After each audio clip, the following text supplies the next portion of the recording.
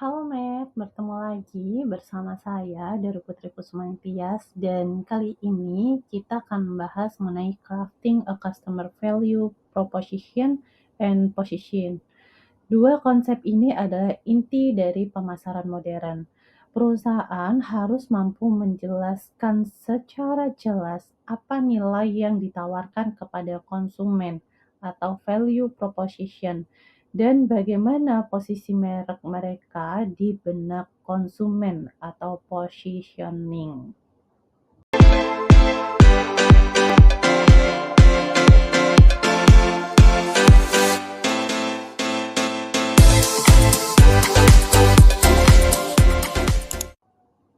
Di era persaingan yang ketat, konsumen dihadapkan pada banyak pilihan produk yang mirip. Pertanyaannya, mengapa konsumen harus memilih produk kita, bukan produk pesaing? Jawabannya ada pada dua hal, teman-teman. Yang pertama adalah customer value proposition atau kita singkat di sini CFP, yang merupakan janji nilai yang kita tawarkan ke konsumen. Dan juga ada positioning.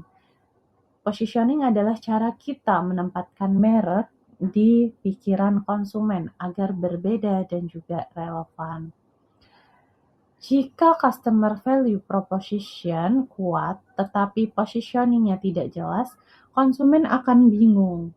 Sebaliknya, jika positioningnya kuat tetapi value propositionnya tidak menarik, konsumen tidak akan tertarik untuk membeli. Sekarang kita akan membahas lebih lanjut mengenai customer value proposition. Jadi, customer value proposition adalah janji nilai yang diberikan perusahaan kepada pelanggan. Sederhananya gini, teman-teman. Ini adalah jawaban atas pertanyaan konsumen. Apa untungnya bagi saya ketika saya membeli produk Anda? Kotler menjelaskan bahwa CFP atau Customer Value Proposition ini terdiri dari 3 komponen. Yang pertama adalah benefit, manfaat yang ditawarkan. Kemudian ada differentiation, apa yang membuat produk kita berbeda dari pesaing. Dan yang terakhir ada reason to believe. Jadi bukti atau alasan yang membuat konsumen itu percaya pada janji yang diberikan tersebut. Ada beberapa strategi value proposition yang bisa dipilih oleh perusahaan, teman-teman. Di sini ada 5 strategi. Yang pertama, more for more. Jadi kualitasnya premium, tapi harganya tinggi. Contohnya ada maskapai Garuda Indonesia. Maskapai Garuda Indonesia ini memberikan layanan premium dengan harga yang lebih mahal dibandingkan maskapai lain. Kemudian strategi yang kedua, yaitu more for the same. Jadi kualitasnya lebih baik, tapi harganya relatif sama, teman-teman. Contohnya, ada smartphone Oppo ini menawarkan kamera yang berkualitas tinggi dengan harga yang setara dengan pesaing. Yang ketiga ada the same for less.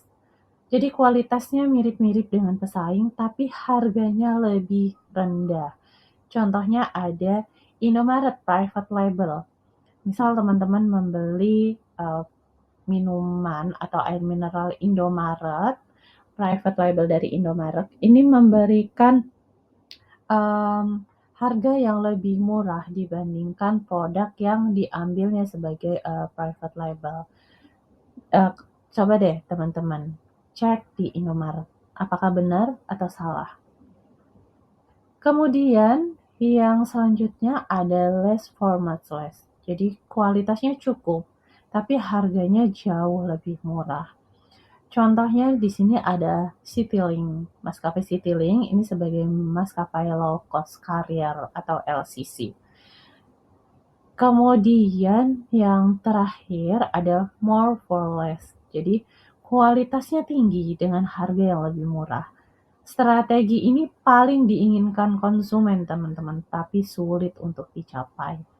Contohnya ada Shopee di awal kehadirannya. Shopee ini memberikan promo yang besar, gratis ongkir, dan layanan yang beragam dengan harga lebih rendah dibandingkan pesaing.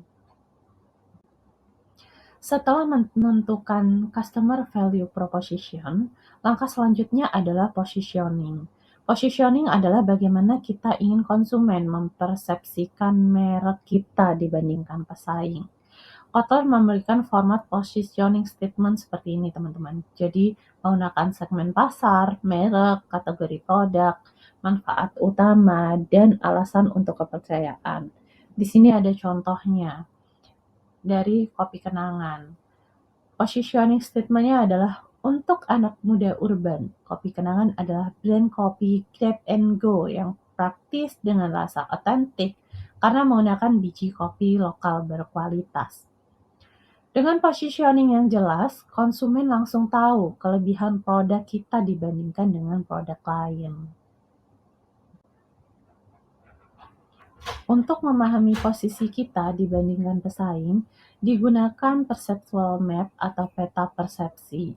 Misalnya, kita bisa membuat peta dengan sumbu horizontal dengan harga murah sampai ke mahal dan sumbu vertikal kualitas rendah sampai ke tinggi. Contohnya tadi kopi kenangan. Kopi kenangan ini memiliki harga yang menengah tapi kualitasnya premium lokal. Dibandingkan dengan janji jiwa. Janji jiwa harganya lebih rendah tapi kualitasnya standar. Kemudian ada Starbucks. Harganya yang cukup tinggi, kualitas premium global. Dengan peta persepsi, perusahaan bisa melihat celah pasar yang masih kosong atau strategi diferensiasi yang perlu diperkuat.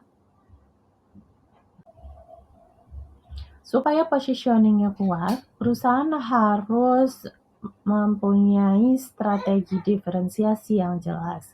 Diferensiasi bisa dilakukan melalui beberapa strategi, teman-teman. Yang pertama, melalui produk. Bisa berdasarkan kualitas atau desain atau fitur yang unik. Contohnya, Oppo dengan fitur kamera yang inovatif. Kemudian bisa juga melalui pelayanan seperti kecepatan, kenyamanan, dan juga kemudahan penggunaan. Kemudian untuk contohnya itu ada JNE, teman-teman. JNE dengan layanan Yes, yakin esok sampai, ini menjadi strategi pelayanan dari JNE. Kemudian yang ketiga ada citra atau merek. Melalui brand image, storytelling, dan juga melalui komunitas.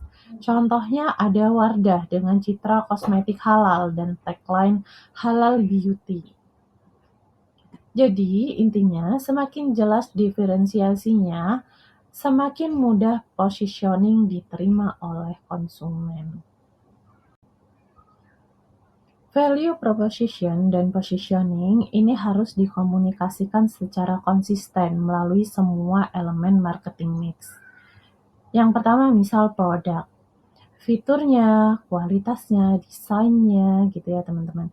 Kemudian melalui harga sebagai sinyal nilai, misalnya premium atau ekonomis. Kemudian melalui promosi, bisa melalui iklan, kampanye digital, kemudian bisa juga melalui storytelling. Kemudian yang keempat melalui distribusi. Jadi seberapa mudah produk ini bisa diakses atau ditemukan gitu ya teman-teman.